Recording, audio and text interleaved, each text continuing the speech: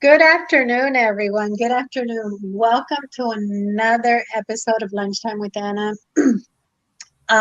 As you guys know, with computers, we have technical difficulties all the time. But I say when things like this happen, it's a good thing because it's going to be a broadcast like no other.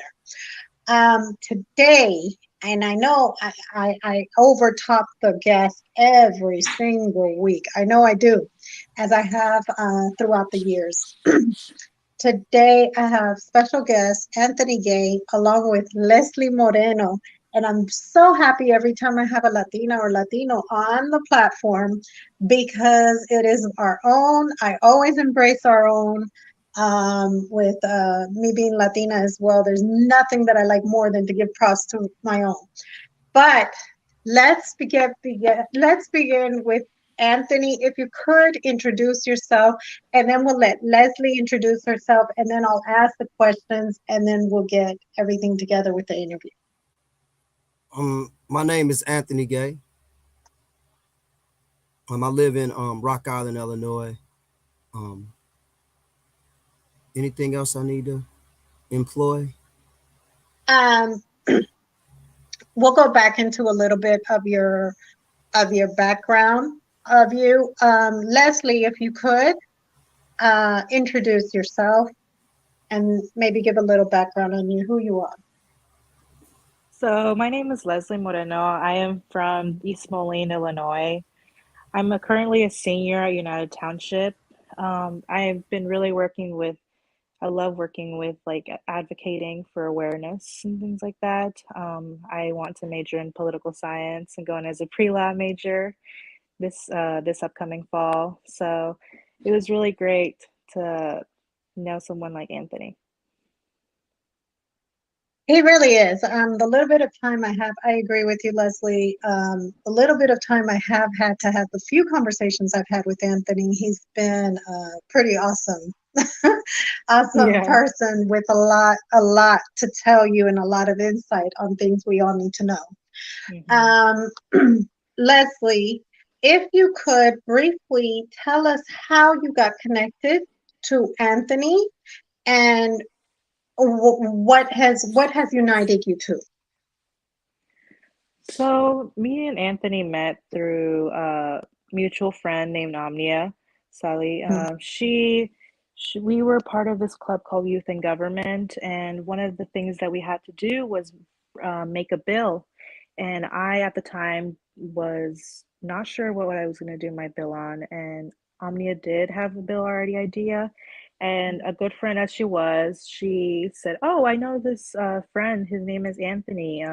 He would really like to like propose your his idea of like a bill." And I was like, "Oh yeah, yeah, for sure, like let me know, like we can do like a meet and talk for a little while and get to know him and to know what I'm going to be doing the bill about." And so we Mhm, did.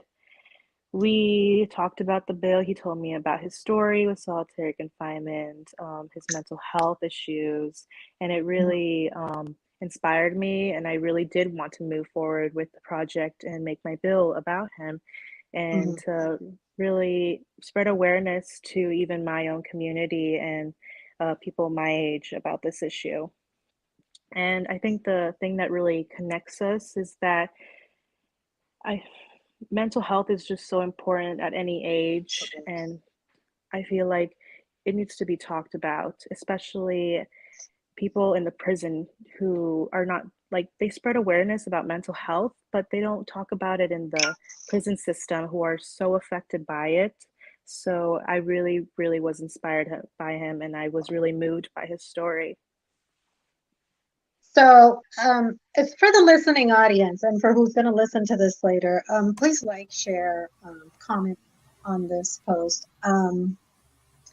Leslie, because I was pretty impressed. Could you please tell everybody how old you are?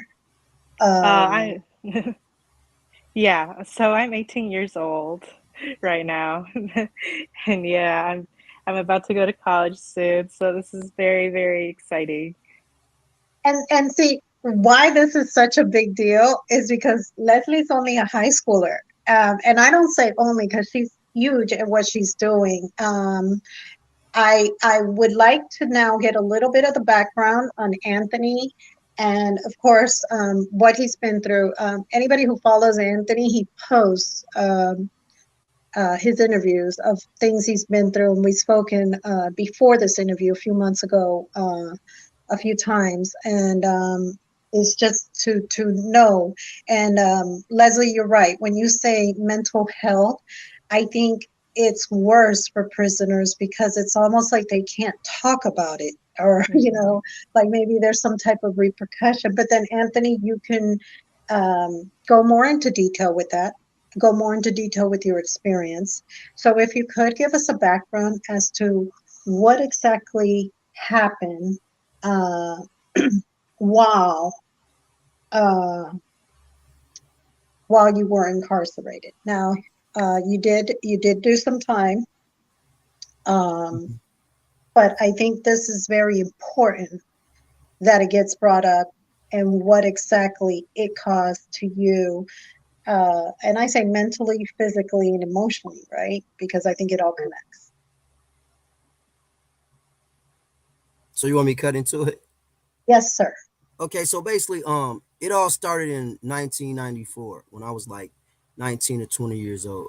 I had a street fight where a guy lost $1 in a hat, and they charged me with aggravated battery and they charged me with robbery. They informed me that aggravated battery was a class 1 and that the robbery was a class 3. In the state of Illinois, an aggravated battery, a class 1 offense, carries 4 to 15 years.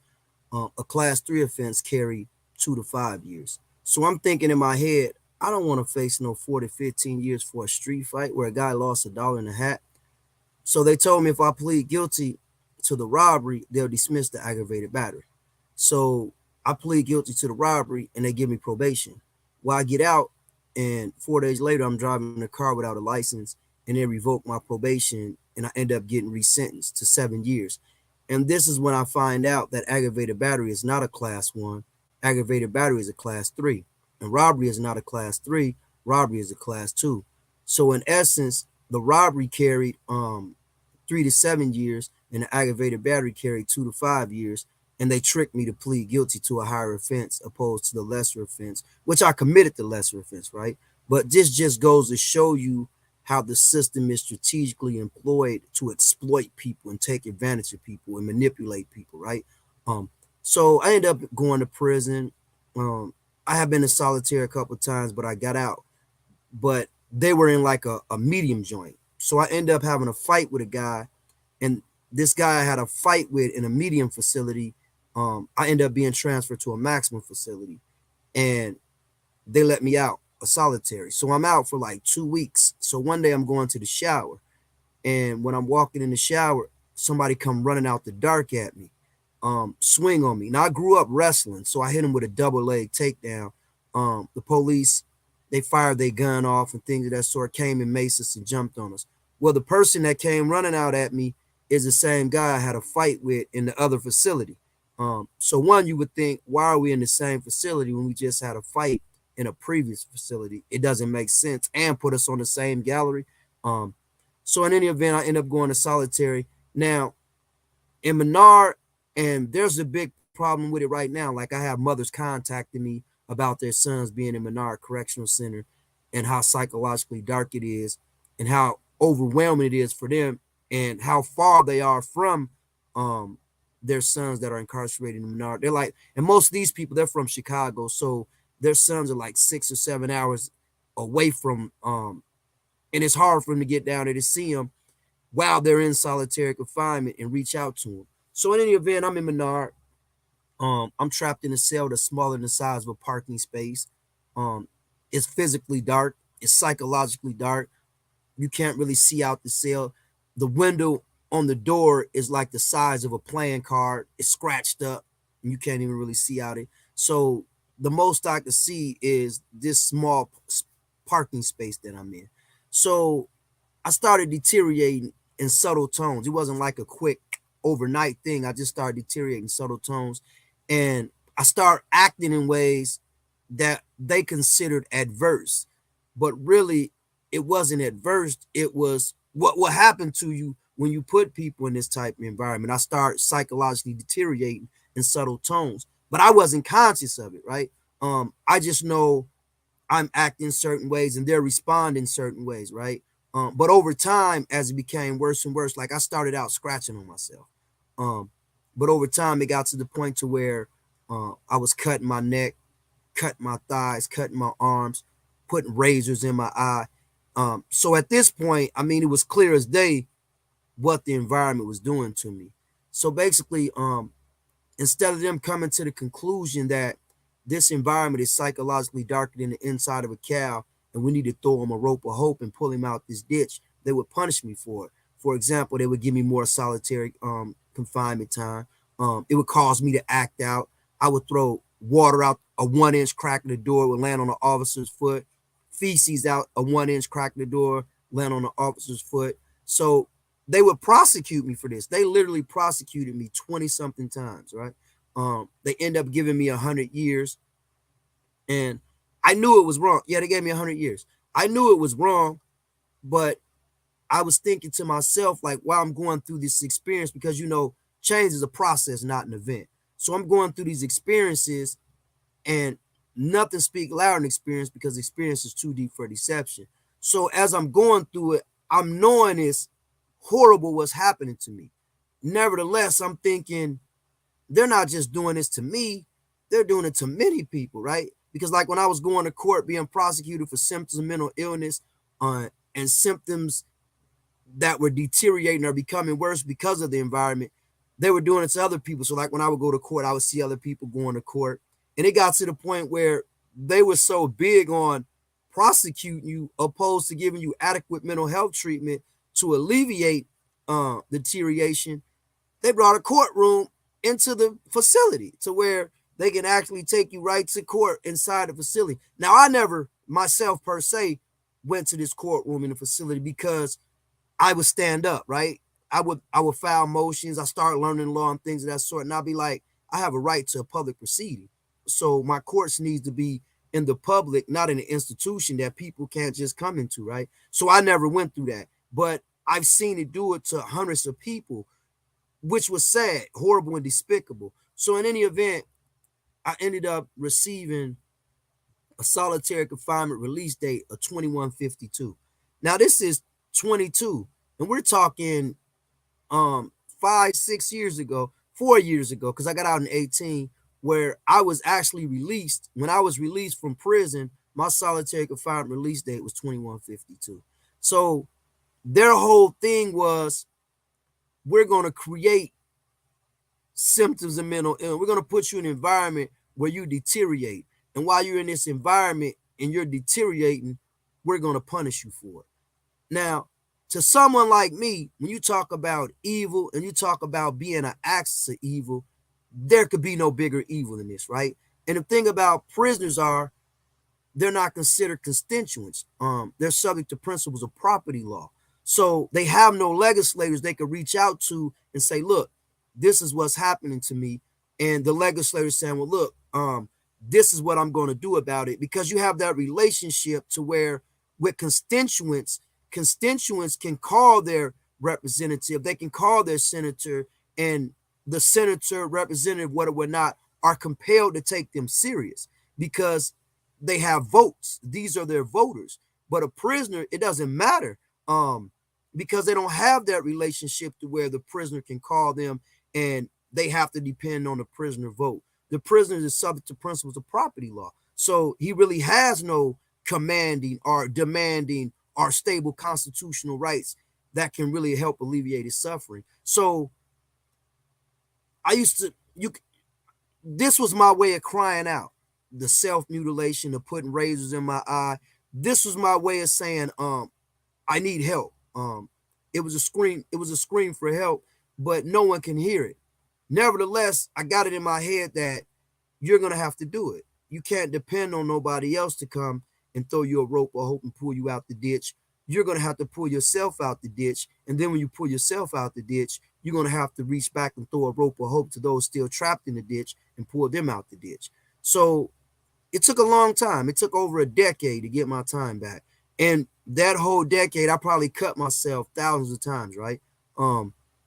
But nevertheless, and I believe in God. So I never gave up. I always prayed. And I remember one time when I was in solitary confinement in the Supermax, I'm strapped down naked in 6-point restraints. They got a restraint across my chest, restraint across my leg, restraint on each ankle, and restraint on each wrist.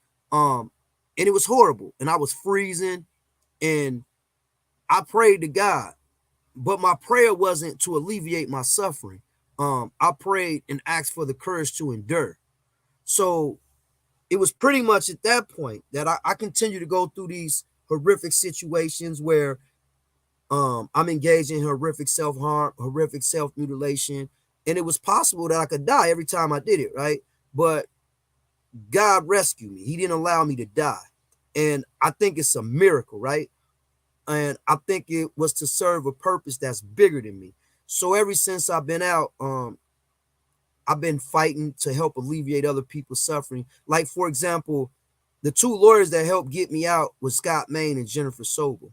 Well, Jennifer Sobel was so inspired by my story, and she seen what happened to me was so despicable and so horrible that she knew it was other people. Because I used to tell her, like, I got these people that I know that went through the similar situations I went through. The only difference between me and them is I learned the law and I learned how to fight, but their mental illness has pretty much crippled them to where they have no voice. They're not able to articulate their thoughts. Now, they're not able to articulate their experience like I am, and they basically need help.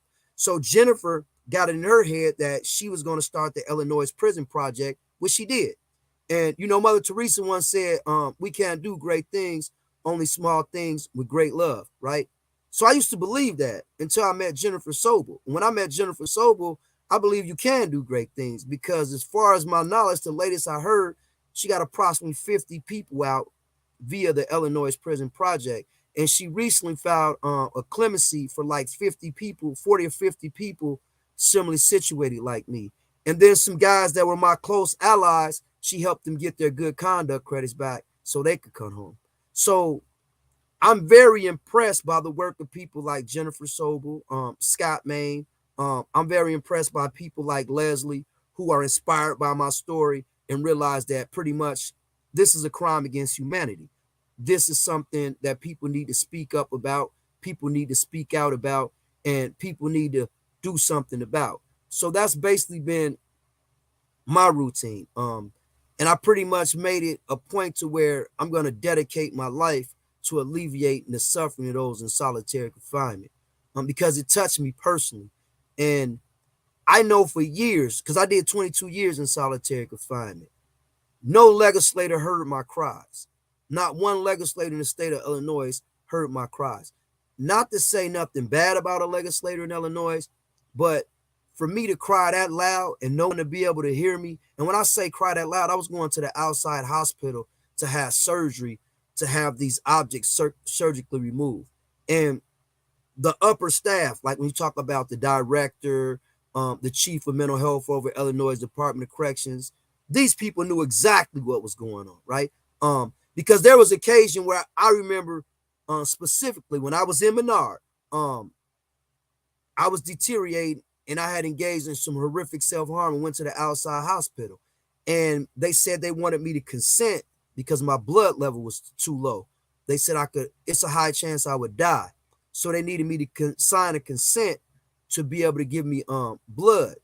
And I told them that I would rather die than to go back and be subject to what I was subject to in solitary confinement.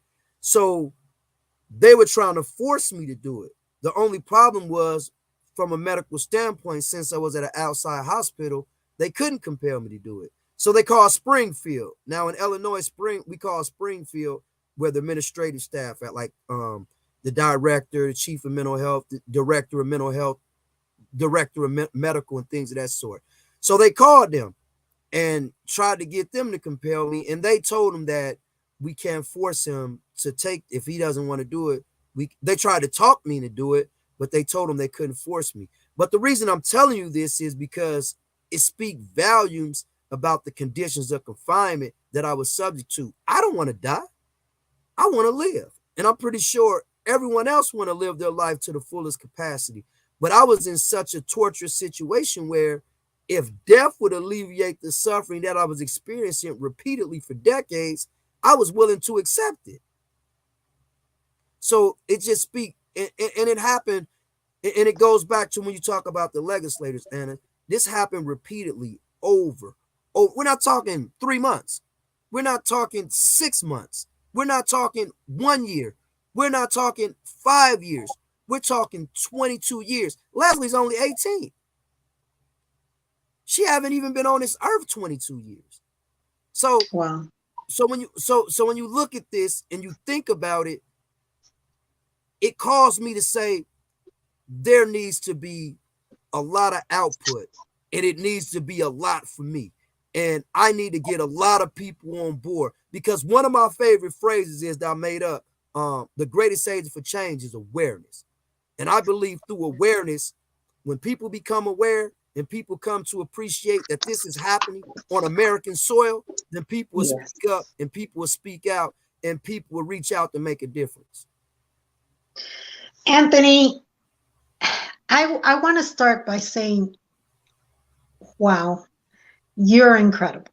You're incredible, because I think sometimes through the pain we endure, right? Mhm. And I hate to say this, but through all that, because you're not the first person that I interview with being on lockdown like that, like over 2 decades, that I'm like, how does no one even know? That's abuse. It's straight abuse. And then to think that you're crying out for help, you'd rather die. You're like, I'd rather die than continue going through this. If any of you guys have any questions or anything, feel free to type them in there. Or you guys can always call in 321-252-8084.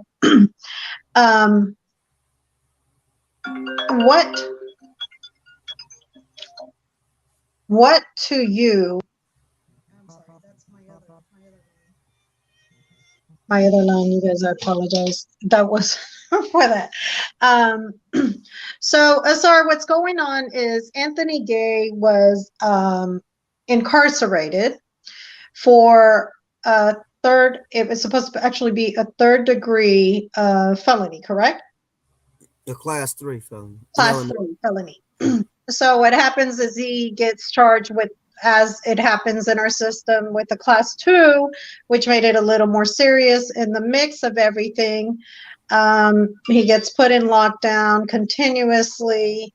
He continues to go through a mental breakdown while being incarcerated. So now, if I may ask, you talk about the attorneys that helped you get out, because with me having, and I'm sure you're aware, having a human justice organization, I hear these different stories and work a lot, right? I don't like to work in front of the cameras. I work a lot behind the cameras, reaching out to legislators, reaching out to anybody I can reach out to that will listen and will, see what they can do behind closed doors for these clients of ours. What do you think it was that actually triggered a change, right, for you to be able to get out? Because you're looking at 2052, but we're able to get out, thank God, on 2152. Huh? No, my prison release date was 2097. My solitary confinement release date was 2152. 2152? Oh my God, that's even worse. Yeah. Okay. Whoa. Okay. So they gave me hundreds of years in solitary. Yeah. That's insane. So it's almost like you're in here. You're really, how they say, you're our property now. And literally, there's no crying. There's no getting the help, because to a lot of closed-minded people, you're also just a prisoner. Is that fair to say that that's how it was for you a lot? Yeah, that's definitely a fair assessment. Like, you're our property. Wow. It angers me so bad, because I could not imagine the person that hates me the worst, because I have no hate for anybody, right? But the person that hates me the worst going through that, period, at any point in their life.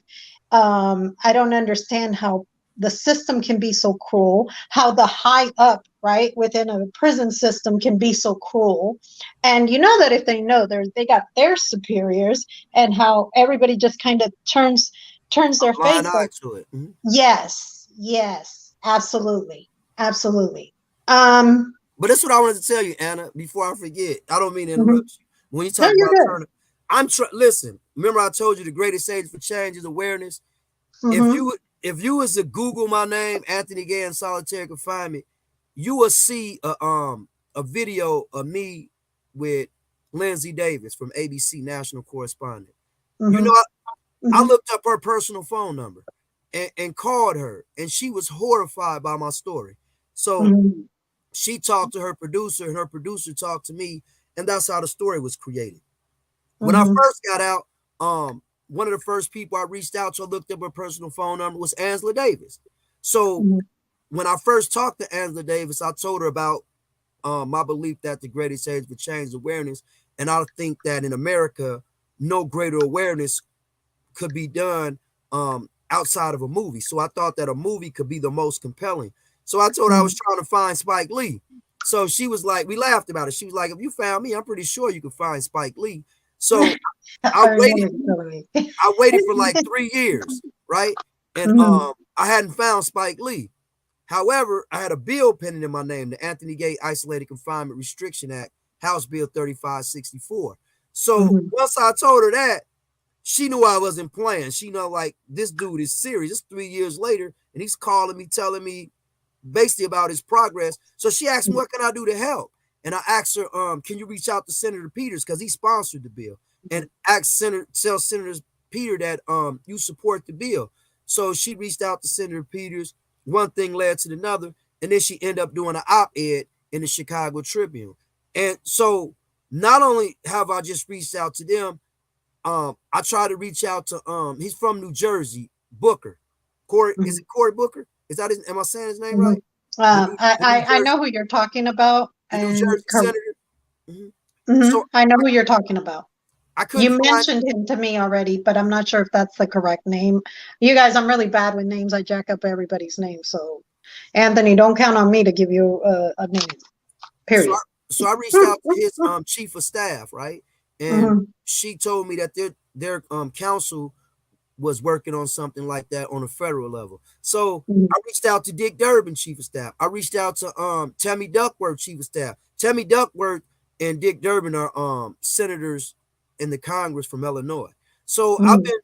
I've been really on a grind about it, and will continue to stay on the grind about it because I understand that you really have to be on the grind. You It do. takes a lot of energy, Yes. and it takes a Yes. lot of effort. Where I didn't see people get burnt out, like people that started out who wanted to fight, it becomes too overwhelming for them and they can't stand it.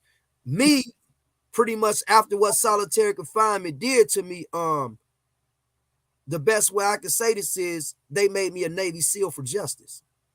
So Mm. so that's pretty much where I'm at with it right now. Every day, all the time, I'm trying to figure out how can we alleviate the suffering for guys in solitary confinement, coming up with strategic means to do it. Because it's solitary confinement is three things. It's one, psychological torture, two, domestic terrorism, and three, a crime against humanity. Just like what's going on in Ukraine. It's horrible what's going on in Ukraine. Mhm. But the sad aspect of it is the same thing is going on in Illinois, in America, in solitary confinement.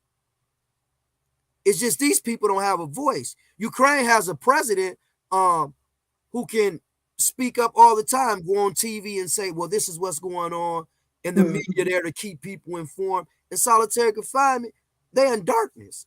You know, Washington Post like to say democracy dies in darkness. That's where these people are. They're in darkness, and no one can see them, and no one can hear the pain that they're going through, which is sad, horrible, and despicable. It doesn't alleviate what's going on. It just speaks values about how this is able to be hid and no one is able to really know about it, so something could be did about it. Um, Leslie, you mentioned that you did some research. Is that correct? Yeah, I did. Yeah, me And it, and sorry. go Sorry, ahead, go me ahead. and yeah, me and a friend who her name's Khadijah, we kind of worked really closely and we did research to really prepare our bill. Mhm. hmm So, And so now is on to my next question. What exactly is the bill that you and Khadija, yourself as well as Khadija, and big ups to both of you, um, have um, have mutually worked? And this is side by side with Anthony. Is that correct? yeah. Could you please give a little detail on that? So the bill was supposed to provide mental health services to people in the prison. We couldn't do solitary confinement because it had already passed in our youth and government bill. So we had to kind of work around it and make it where technically, if it's in the prison, then solitary confinement's included with the prison. So mental health services would be provided to people in the prison system. So we really just wanted the services to be provided to them. We had to do research on Wexford Health Services a little bit, which is like who provides the health services to the prisons. I had to go through like the contract a little bit and do research and look them up, and they were they were getting sued for not providing um, mental health services or any health services sometimes to prisoners. So that was a little, it was an issue for us a little bit because there's not much we can do when it comes to Wexford. But the whole point of our bill was to really spread awareness to our youth and government region and talk about our bill, and which is to help people like Anthony in solitary confinement. Okay, so when this bill was done, is this only valid in your state or has it passed nationwide? And I know So this may sound like an ignorant question, but people really ask these questions, and that's why I'm asking. it was passed in our state region. That's where it was passed. It wasn't a national thing.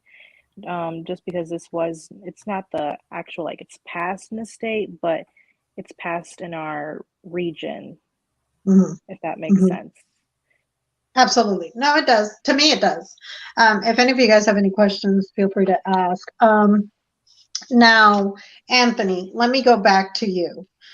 Um, when you reached out to Leslie and, I guess pretty much told her your story and she was on board, how did you feel when the support, right, was given to people currently serving time?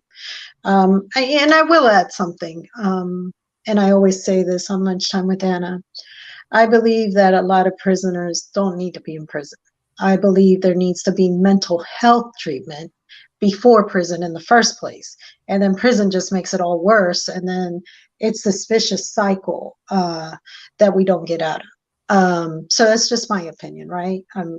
We all have our opinion, but I believe it starts really young. And I think it is intentionally done to break down that human being. But that's my opinion. So, Anthony, if you could please respond to how did you feel when she was all on board? And if there's anything you'd like to add to what I just said, certainly feel free to. Oh, it made me feel great because the youth are the future, right? And even like if for some reason or another, I drop the ball, I have people that come behind me that are really passionate about this fight and are willing to help move this fight forward. It's kind of like recently I talked to 100 Latino students on the southwest side of Chicago. They're eighth graders. I told them my story. Me and a couple other people, like the communications people that I work with, um, and they were moved by it. So these talking to the youth about it and inspiring the youth to appreciate what is going on and inspire them to speak up and speak out and to take action. It's a great feeling, right? I don't think there's nothing greater for me. Even if I talked to 60 Minutes, I talked to them, and it's still up in the air whether they're going to actually do an interview with me on TV, whether or not, right? And now to me, when it comes to like the news media, there's no greater place than probably somewhere like 60 Minutes because of all the exposure that they get. Nevertheless, when you talk about comparison between me talking to the youth and me talking to 60 Minutes or any other outlet, when you make the comparison, to me, the youth is always better because the youth are the future. And the youth will be able to pick up the slack where I might lapse or something, or where I might drop the ball or something, right? So and if the youth can become passionate about it, there's no reason why adults should not be able to become passionate about it. And I'll tell you, Anthony, this generation is so different than all of us. They think for themselves, right? And they're going to tell you exactly what they're thinking. They have no holds barred. They're going to tell you, and they think very different than we do. And I'm sure Leslie can concur to what I'm saying, Yeah. which I love. Go ahead. Yeah, yeah, I feel like personally, like we really do like speaking up about things that are issues. I feel like a lot with like politics, it's a lot about money, and they don't want to talk about very serious issues that really affect us citizens. And I feel like I am obligated to talk about it because if no one else does, it really affects everyone. So I really personally like that the youth is talking more about issues that should be talked about. And I do too. I have a 24-year-old, almost a 25-year-old, and I have a 17, Oh, almost 18-year-old. One of them is a psychologist, and the other is going to go into law school. In fact, she just wrote oh, it. So, uh, Anthony, there you go. You will have a future attorney, defense attorney on your team and a lot of other people's team. And that's my middle child. So I knew she was going to tune in because she tunes into these. These are her favorite lunchtime with Anna's to watch whenever we have these situations come up. So Leslie, maybe you and Desiree can get to know each other in the future and collaborate together with making a change across this nation. yeah, of course. Yeah, I'd love to meet her. That'd be great. um, so Anthony, back to this bill. Do you think more needs to be done? Definitely. I think there needs to be more publicity. I think there needs to be more hands on. There's a lot of nonsense going on right now. Is the best way I can say it. With politics and politicians, a lot of times people don't like to do things because they're concerned about will they be able to still mount enough votes to keep that seat or not, instead of being focused on, well, I'll sacrifice my seat if it'll save a life. They don't think like that. I think they think more of, I'd rather have my seat than save a life. Because when you talk about something like solitary confinement, it's clear as day it's domestic terrorism.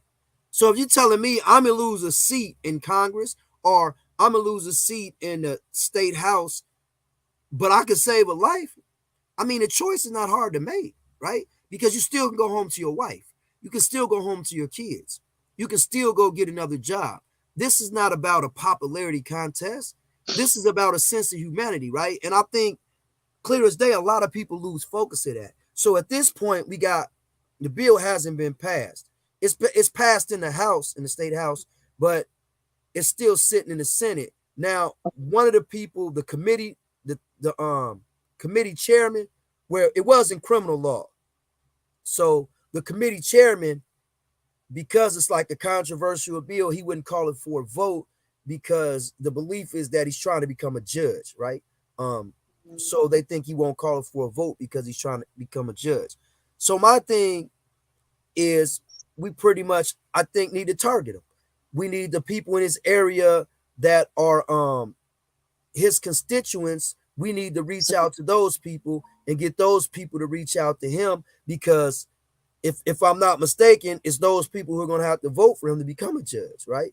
So that's one of the things that I think important. And I have a few people that I know that's actually in his district, which will have to mount a team to address that, right? Because I don't know, but in Illinois, the political aspect is up and running right now. I think it's in maybe next month.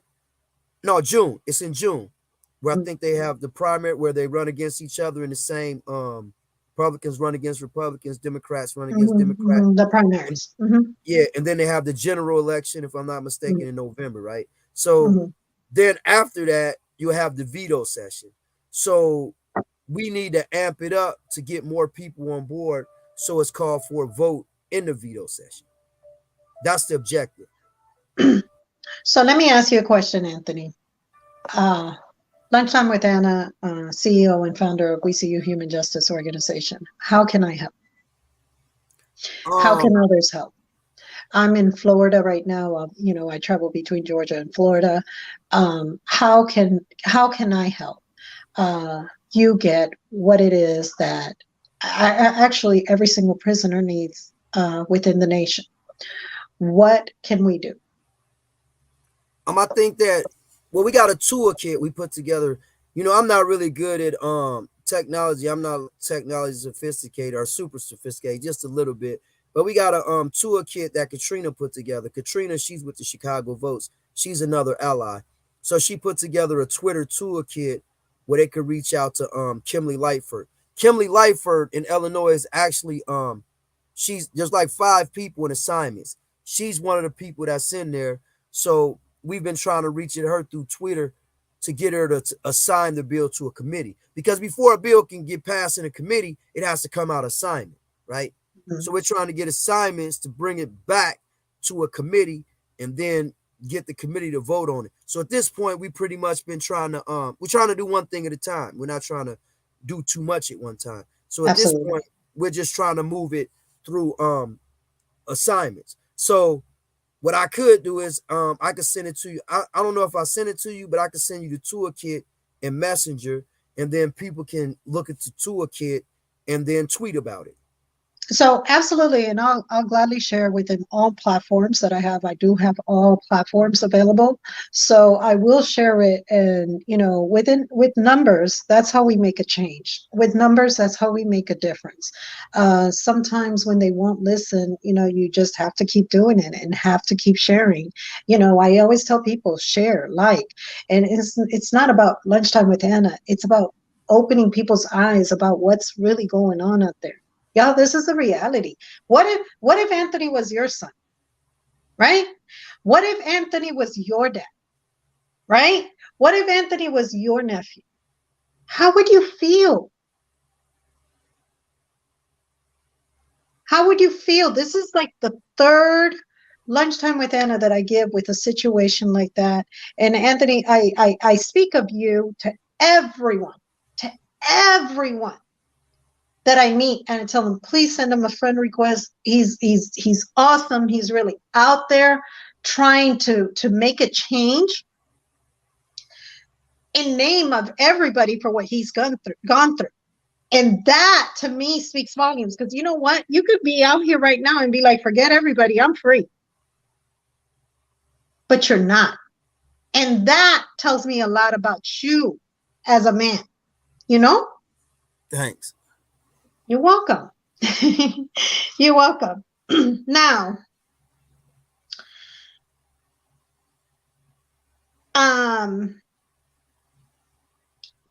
if you don't mind, and I know it's pretty dark, guys, but I wanna go back there. At what point, when you were in solitary confinement, did you just think to yourself, Tony and Anthony, right? I'm not getting out of here. Whatever you want to call yourself, right? I'm not getting out of here. This is what I'm doomed for. And the whole feeling of that claustrophobic, it's done.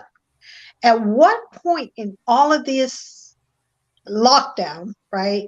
Solitary confinement, was it that you were like, I'm not going to get out of here. God, this has to end. When was it that you finally hit that boiling point? I don't.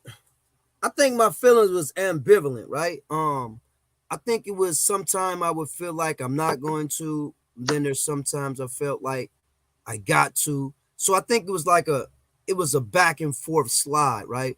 Um, but I think it's instead of like so much of the dark aspect, I think it was more of a hope aspect. I think when I told you when I was in the cell, strapped down, naked, cold, freezing, and they refused to feed me. They wasn't feeding me for like 3 days. So I'm strapped down, I'm naked, I'm freezing, and I knew I had already been suffering, but now it's getting to where it's at a point beyond no return, a point where I don't think I'm gonna be able to tolerate anymore, right? Death is Mhm. setting in. So Mhm. that's when I reached out to God, and I realized the suffering would not be alleviated overnight. So I asked God to give me the courage to endure. So that's when the tables started turning. And even though I continued to suffer, I continued to have the courage to keep going, to keep thinking that sooner or later I'm going to get out. So to like, now you got to remember I'm in isolation. I have nobody with me. And the thing about isolation is one of the reasons why it's so torturous and it's wrong because you lose your social identity. So now one of the things I did to reinforce my these positive thoughts that you will overcome, you will defeat this demon. One of the things I did to reinforce, I started writing. So when you write something down, you can always go back and read it. So I start thinking outside the box, like the nurses. You know, the nurses, I'm gonna always have a lot of empathy. I think nurses are the greatest people on earth. There's no doubt about it because they saved my life, right?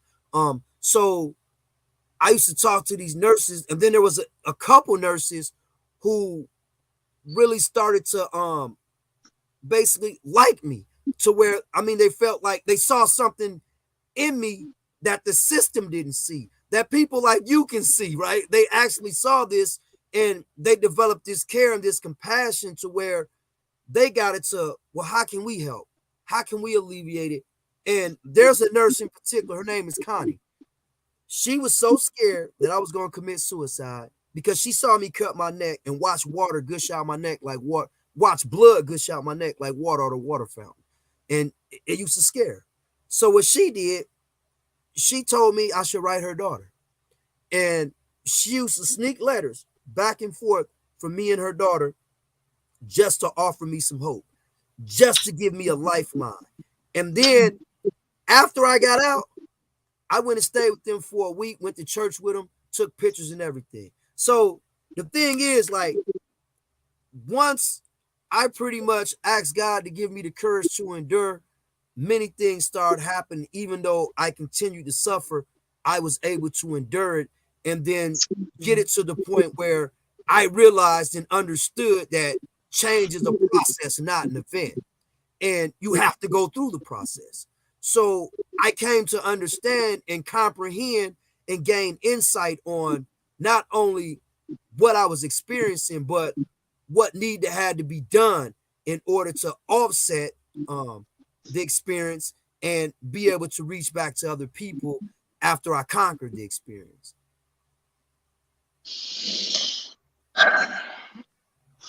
Anthony, your story is deep. I hope you mentioned something about documentaries and writing. I hope you have a documentary that's going to be made of this, if not already out there. That story needs to be told. And Asar, I know you're on here. That's an incredible genius writer who I can probably connect you to if it hasn't already been done, Anthony. Exactly. And see, when I hear these stories, how are you not eating? Isn't it your due right, to eat food? And then your family, I'm sure, has no contact with you. How, if I may, and if you want to reply, of course, you don't have to. Um, I don't want to ask anything to overstep my boundaries. And if it is so, please let me know. How was that not being able to hear from anybody? Because I believe all you can get is letters in there. Is that correct or not? Yeah, you could get, the government, and it's so sad. It's like they have so many strategic means to deny you things and make it appear like they're not denying you it, right? Yep. So you have to remember these prisons are in rural areas, 6 to 8 hours away. So that's the key to a lot of times. That's the key to being in a whole nother state. When you're on one end of the state, you got states like where I'm at, where I live at. Davenport, Iowa is right across the bridge from me. Even though it's another state, it's right across the bridge. But we got prisons in the rural area of state of Illinois, southern Illinois, that's 6 to 8 hours away. Your family can't come down there on a regular basis to see you. Life has too many obligations. Life is going to keep coming at you. So it becomes difficult for them. So in any event, it's not like they flat out denied you visits, things of that sort. They just strategically did it. Where they could say, well, we wasn't denying them visits, right? But they really are, right? At the end of the day, when we're talking about consequences. So in any event, so my family couldn't come see me. It was too far. They might have came 1 or 2 times and things of that sort. And then when they did, it was humiliating and embarrassing because you'll be in restraints. You'll be shackled down to where they're presenting you as a wild animal that can't be contained. Exactly. Right? And that's depressing. And see, and most prisoners, like I said, are, and honestly, as a human justice leader, some of the best people I've met have been prisoners. Some of the most amazing, smartest people, men and women, because I have cases the same, men and women, are some of the smartest people you'll ever meet. It's not to say there's not animals in there. It's you got to have the good and the bad, right? But it's things like what happened with you that it's like, really? Right. How many other people they doing this to? Oh, and trust me, Anthony, do you know how many cases I get? But I can't take each and every one of them because I want to be thorough with each case that I take, and I want to make sure each closes successfully. Right. Can you imagine how many more people we can help? If we can get more people on board that would be like, what can I do to help your organization? What can I do? Just like that. Anthony, if you don't mind, I'd like to get you and Asar together off air. If you're willing to do that. Like I said, I wouldn't connect people that I think would not be a good connection. But I really do believe that your story needs to be put up there. I got a literary agent. She's working to get me a book deal and a movie deal. Okay. Well, then you got it already. Working on it. You got it already. But like I said, with that being said, I listen to your story and I'm like, Jesus, because you're not the first story that I've heard like this. So this means this happens every single day while we're living life, while we're eating a hot meal or a cold meal, right? Quick snack. And they're being starved. And that's what I tell you. And they have these tactics they really like to break your spirit. One of the things they used to do is called meal loaf. I don't know if you ever, some people call it neutral loaf. Some people call it meal loaf, but it's not meatloaf, right? Meatloaf is real good, right? It's not meatloaf. It's called meal loaf with an L, 2 L's, meal loaf. Well, anyway, meal loaf is like this block. It looked like a block of feces and it tastes like dog food. You can't even, if you try to smell it make you like, how people cringe their nose if somebody stuffed them with a mouthful of sauerkraut? That's basically what it do to you when you smell it, the aroma, what it'll do to you. So in order to eat it, you actually have to clog your nose up. That's how horrible the smell is of it. Well, anyway, it doesn't give you any energy. What it does is it depletes you of your energy. What they got in this combination, I have no idea. But they even got the quartz for it because I've seen case law where people try to challenge it and they say, well, it got this in it, it got this in it, it got this in it, and it's okay to feed them that. Well, in any event, it used to deplete me of my energy when I ate it, and I used to just have to lay on the floor and not move, right? So Wow. my option was don't eat it all, and it happened all the time. Don't eat it all or eat it and hope this time it fills you up. But it was the same thing over and over, depleted my energy and always had me ask the question, how could America be so cruel to its own people? Always led me to that question. So this meal I'm telling you about, they used to give it to me for cutting on myself to deter me from doing it. That's why they used to give it to me. No other reason did I get it. I used to get it because they would try. This was their excuse. They'll say I cut. They'll say, once again, using these employ these strategic tactics. They would say, we're not giving you meal loaf for cutting on yourself. We're giving you meal loaf for getting blood on the gallery or getting blood on the floor, right? Which is a result of me cutting myself, right? So listen, Anna, it was like the self-mutilation was a refuge. But in order to try to prevent from getting meal loaf, I would actually clean the blood up or cut over the toilet to where we're running the toilet, right? Because it was a refuge for me. And you know what they would do? They would come in and search, and then they might find one little bitty speck and they'll give me meal loaf and they'll give it to me for 6 days. So imagine being on this meal. They gave it to me for up to 6 weeks at a time.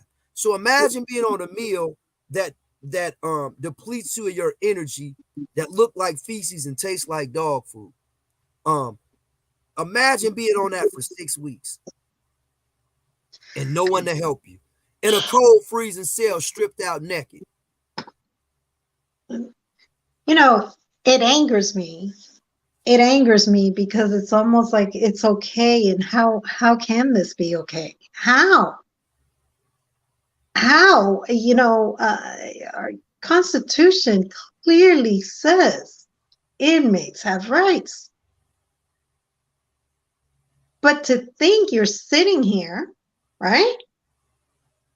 You're eating who knows what, because you know, the way you describe, see, I'd probably die in prison. I'm sorry, I can't do it.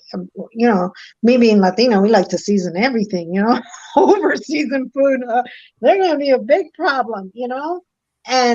But to think that you're sitting here and they just keep giving you this to deplete. And it's almost like, what are you giving me? Are you giving me drugs? Are you trying to kill me? Are you poisoning me? And no one cares.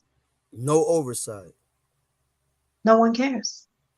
You know, he passed away. Ability.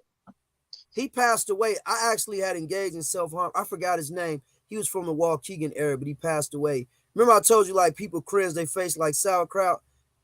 He actually saw me engage and he ran off the gallery. The warden used to see me. He'll run off the gallery. So you have a question here, and it's, what was the purpose for the self-mutilation in the beginning? He did kind of answer it, but I'll let him answer again. You know, it basically, actually I saw someone else do it. And I saw that the response he got, right? Because you got to remember, we're in isolation. So it made me feel like, well, maybe if I was able to do that, people would care about me. People would be compassionate about me and help me, because I'm losing my I'm in an environment where I'm losing my social identity. So then it started out, I was scratching on myself. And then I end up going from scratching to engaging in like the most self-harm you can, that you probably can't even imagine, right? So it became a refuge. It became a refuge and a means for social stimulation and human contact. So there was a variety of factors in the overall scheme of things. Wow. Leslie. Yes. How does you being 18 years old with the bill you held, right? How does hearing his story, because there's other Anthonys out there, right? Yeah. Yeah, I Thank know you. there's many. Yeah, I know there's so many more people like Anthony, and it breaks my heart a lot that this is not an issue that's spoken about a lot. And you know, I'm really glad that I met him because his story really affected me because not only was I shocked that this was happening, but I was like, what can I do? Like, what can we do? What can everyone else do to like stop this? Because it affects people, like affects real people that they're gonna, like he said, he had to eat that whatever it was for like 6 weeks. He was having mental health problems. He had no contact with anyone. Like that's no life. So I was, yeah, very affected by it, and I'm glad he's still spreading awareness and trying to help others. As I concur with you, Leslie, 2000%. Anthony, you mentioned a link that you're going to send, but is there anything else? Do you have any rallies coming up? Wait, I know you have something coming up Monday. Mhm. I was tagged on. um, update us on what you have going on, any other ways that we can help. What more can we do? All right, it's you know, I got a trial coming up. That's a criminal case, right? Where I told you, the police jumped on me and the police robbed me, and I reported it. So in retaliation, they put a Mhm. charge on me. I got trial coming up. We'll pick a jury Monday, and we'll do opening statements and everything Tuesday. As of now, but it's possible my case might be continued because the government withheld evidence, and Mhm. so we're waiting on a ruling from the judge as far as that. Um, but as far as finding out about rallies, there's nothing really scheduled at this point because I got the trial coming up and we're waiting to resolve that. Nevertheless, if people want to get an idea or people want to reach out to us, they can go to dismantlesolitary confinement.com. That's a website we got about solitary confinement, which Leslie manages. And then we got an Instagram account, Dismantle Solitary Confinement, where people can go on there and see posts and things of that sort. So Okay. Please make sure you let me know for sure what's going on with the trial. I think it's very important to hang on. Hang on. I'm trying to post this.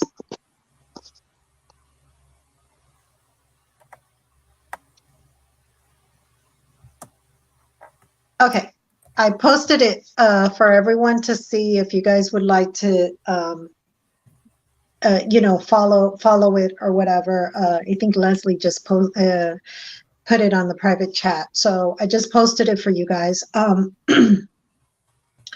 Anthony, I really do. I want you to keep me posted on what goes on. I want you to know something on a personal level.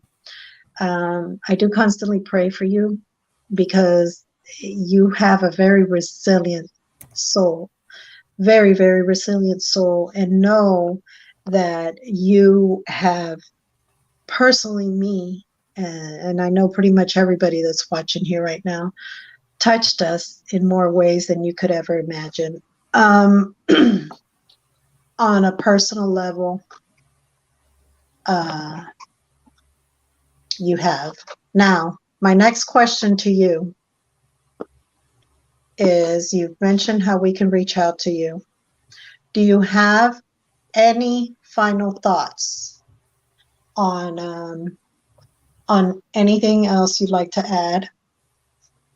Anything else you'd like to say? I like to say this to each and every one. The only way to believe is to believe from the heart.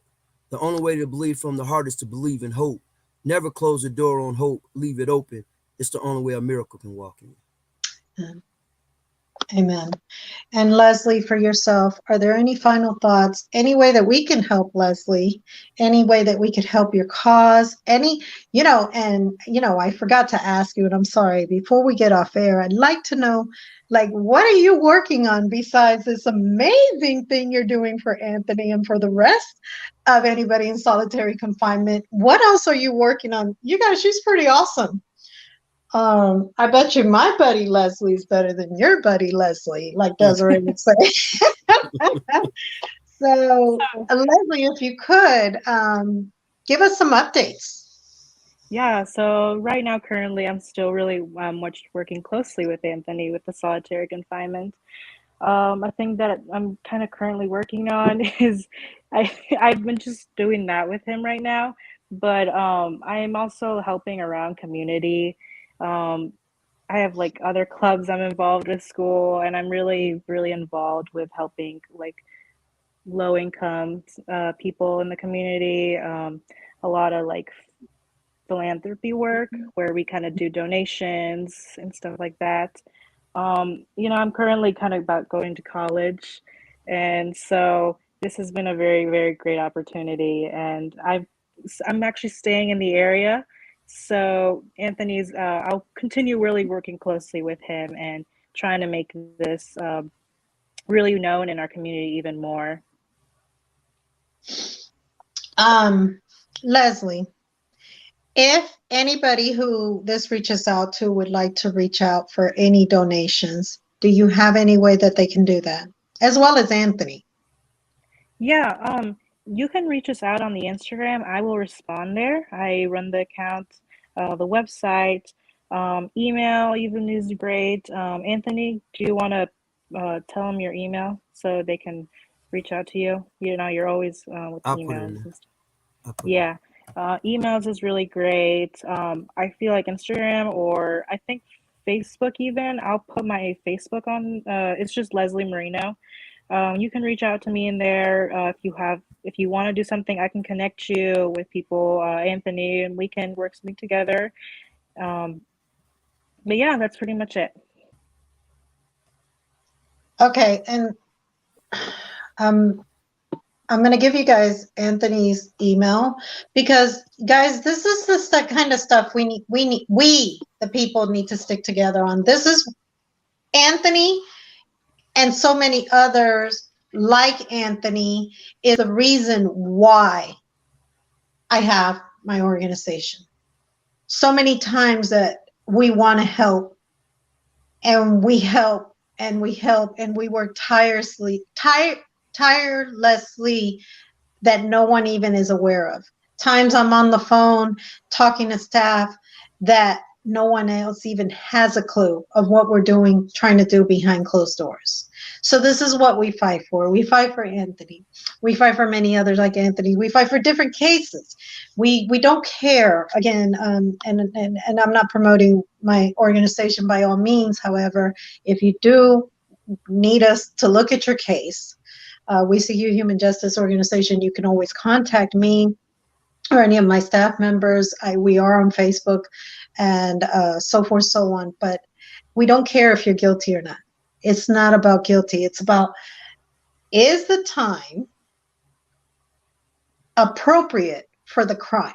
You can't sit here and give somebody 3 years and turn around and give somebody else 100 years for the same crime. It just doesn't balance out. So that's where we step in. That's where we try to help. That's where we try to see what can we do to help you in more ways than one. There's all kinds of cases that we take. So anyways, I just want you guys to be aware that, that's why many of us do what we do. Some for the wrong reasons, but most of us with that passion and that fire in our heart to really genuinely help others out there, especially the ones that don't have a voice, because we are your voice. With that being said, Anthony, I appreciate you so much. I hope to hear from you more often than this interview, because your story, I can tell you just have so much to say and so much that you have going on within yourself. Thank you so much, Leslie, for coming in, as well as you, Anthony. Bye. And hi, Khadija. You should have Hello. spoken, girl. I know that's you. You are absolutely beautiful, Leslie. Absolutely beautiful. You two young ladies, keep doing what you're doing. I myself want to send a donation on behalf of Lunchtime with Anna to support with you what you girls are doing, as well as Anthony. I love each and every one of you guys. I will see you guys next Wednesday with Bradley talking about crypto. God bless you guys. Ciao. Bye. Thank Bye. you. Thank you.